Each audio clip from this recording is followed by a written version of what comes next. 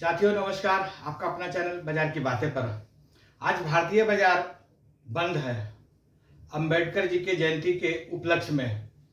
तो दिन भर एनएससी बीएससी क्लोज है, बंद है। इसमें किसी भी प्रकार का ट्रेडिंग नहीं हो रहा है। पर भारतीय बाजार बंद है। यूएस और अदर्स जितने भी ग्लोबल के बाजार हैं वे खुले हुए हैं। यहाँ तक कि भारत में ट्रेड होने वाला गिफ्ट निफ्टी जो पहले सिंगापुर में होता था वह भी खुला हुआ है, जिसमें एनआरआई लोग, विदेशी लोग ज़्यादा कारोबार करते हैं। तो वह हमें संकेत देगा कि कल 15 तारीख को किस प्रकार भारतीय बाजार खुलेगा। तो अभी तो इस समय लगभग में शाम का 4 बज रहा है 14 तारीख का। तो गिफ्ट निफ्टी 250 पॉइंट ऊपर के लगभग दिखा रहा है। डॉलर्स भी अच्छा तेजी में है और सारे इंडेक्स तेजी में है। तो चैनल पे फर्स्ट टाइम है, नए हैं तो सब्सक्राइब कर ले, और यदि किए हुए हैं तो बहुत बहुत धन्यवाद। तब फिर लाइक और शेयर जरूर कीजिएगा वीडियो अच्छा लगे तो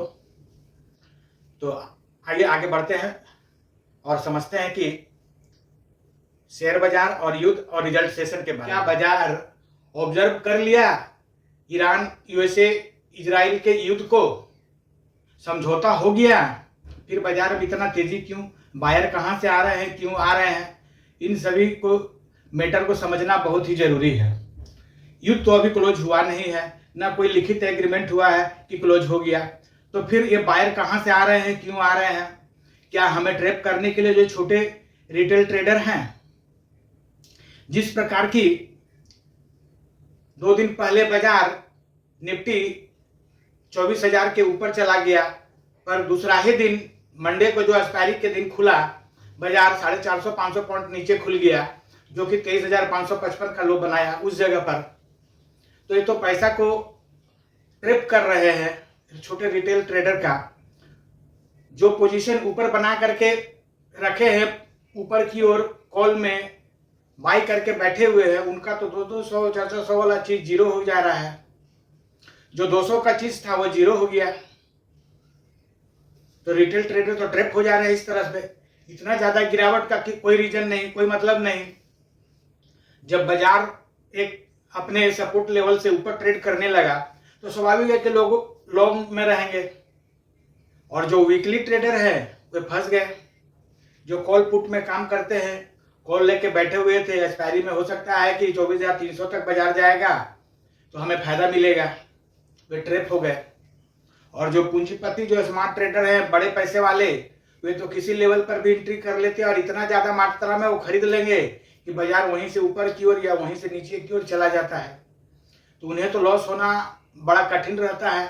हाँ, उसमें भी आपस में रहता है, बड़े प्लेयर में भी दोनों तरह के हैं, कुछ बेरिश है, कुछ बुलिश है। तो उन लोगों का आपस में चलता है, कभी ये कभी वो, कभी बेरिश वाले ज्यादा पैसा ले जाते हैं तो कभी बुलिश वाले ले जाते हैं। तो ये खेल चलता रहेगा।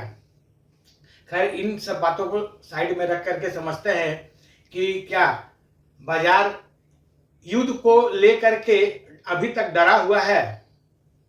तो इसका जवाब है कुछ हमें डरा हुआ है, पर दूसरी तरफ अभी हर एक कंपनी का रिजल्ट का सेशन है।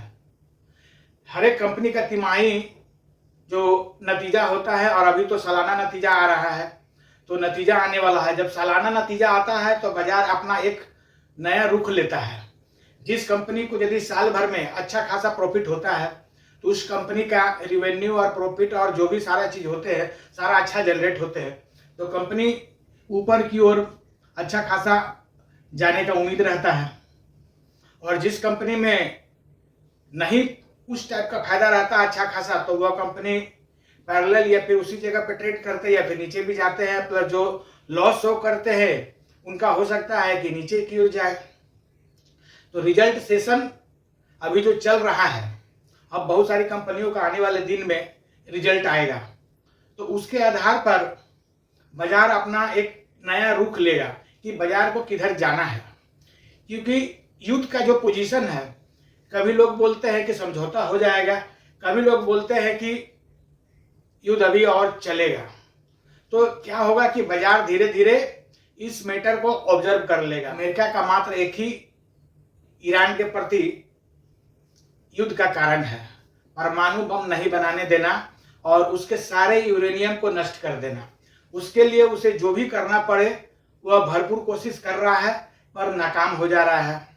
क्योंकि आज के डेट में ईरान को भी सहयोग देने वाला बहुत सारा कंट्री है जो अच्छा खासा सहयोग कर रहा है, और अपने आप में भी ईरान एक अच्छा खासा डेवलप किया है, जो कि आसपास के जितने भी जो अमेरिका को सहयोग दे रहे हैं कंट्री, जहां उनका बेस था, उससे अच्छा खासा नुकसान पहुंचा रहा है, जिसके चलते अमेरिका को भी अच्छा खासा यूएसए को लॉस हो रहा है।